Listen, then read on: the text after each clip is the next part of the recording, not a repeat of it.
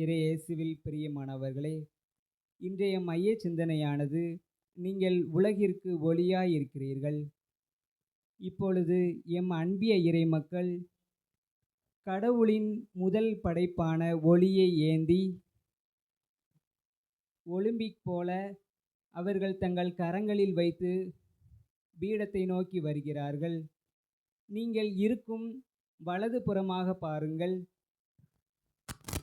அந்த இடத்தில் நம் தீமையான ஒவ்வொரு செயல்களும் அங்கு எழுதியிருக்கிறது. இந்த ஒளியானது அந்த ஒவ்வொரு தீமையான செயலையும் அழிக்க வந்து கொண்டிருக்கிறது. இதோடு நீங்களும் உங்கள் பாவங்களை ஒழித்து இயேசுவின் முதல் படைப்பான ஒளியை ஏற்று ஒளியின் மக்களாக வாழ உங்களை எங்கள் அன்பியம் சார்பாக வரவேற்கின்றேன். முதலாவது சுயநலம். தேவையெனில் கூப்பும் கரம், உதவும் வரை தோள் பற்றும், தேவை முடிய கைவிடும் உறவு, அடுத்த பலியை தேடும். இந்த சுயநலத்தை இப்பொழுது அருட்தந்தை அவர்கள் தங்களது கரங்களினால் இன்றோடு இந்த இருளை அகற்றி ஒளியை ஏற்றி புது வாழ்வை தொடங்கி வைக்கிறார்கள்.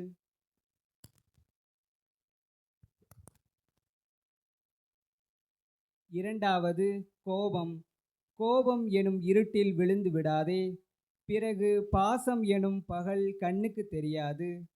கோபம் என்ற இருளை மறைத்து ஒளியை ஏற்றி அடுத்ததாக பொருளாசை. பேராசை பேரழிவு தரும் என்பதற்கேற்பவும் அடுத்ததாக ஆணவம். நான் என்கின்ற ஆணவம், அவனா என்ற பொறாமை, எனக்கு என்கின்ற பேராசை, இவை மூன்றும் மனிதனை நிம்மதியாக வாழ விடாது. அதையும் இப்பொழுதே நாம் எரித்து விடுவோம். அடுத்ததாக பொறாமை. பொறாமை குணத்தை போர்வையாய் போர்த்தி கொள்ளாதே, அது உன் மகிழ்ச்சியை மட்டுமன்றி உன்னையே அழித்துவிடும். இதையெல்லாம் அழித்து இயேசுவின் வெளிச்சம். இயேசு தன்னை உலகின் ஒளி என்று கூறுகிறார்.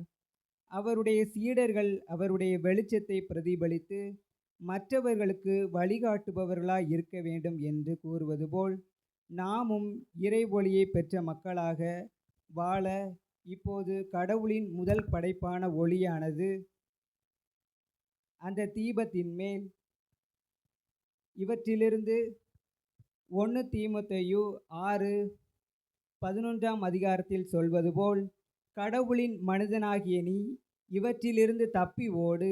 இறைப்பற்று, நீதி, நம்பிக்கை, மன உறுதி, பணிவு ஆகியவற்றை நாடி தேடு. விசுவாச வாழ்வு என்னும் போராட்டத்தில் ஈடுபடு. நிலை வாழ்வை பற்றிக்கொள்.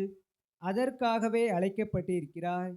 அதை முன்னிட்டே பல சாட்சிகள் முன்னிலையில் விசுவாசத்தை சிறப்பாக அறிக்கையிட்டாய் என்று கூறுவது போல் இப்பொழுது ஒளி ஏற்றி முடிந்துவிட்டது.